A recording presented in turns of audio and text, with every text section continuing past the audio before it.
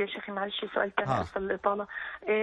في بعض الناس قدامي بتجرح ناس تانية يعني تتفاخر بما تملكه قدام ناس محرومة، ولما بقول لهم يعني ده حرام رأوا إن ده محروم أو فقد للشيء بيقولوا لي أما بنعمة ربك فحدث. وأما بنعمة ربك فحدث، هذا معناها أيوة. الإسلام.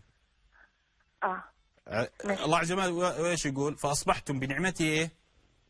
إخوانا، صح؟ إخوانا. وش هون بنعمة الله؟ وش يعني؟ الإسلام، صح؟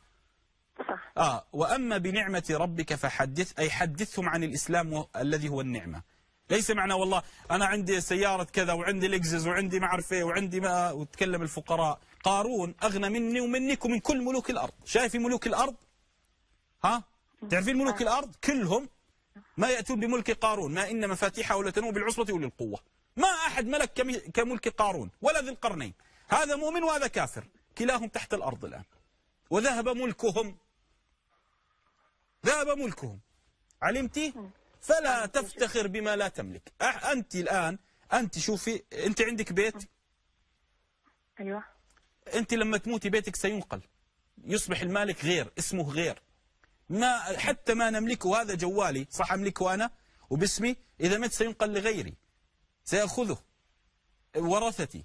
ما أملك، حتى الذي أملكه بعد وفاتي ليس لي. فلهذا ما أحد يملك شيء في الدنيا. اطمئني. شكرا. مرحبا سيد.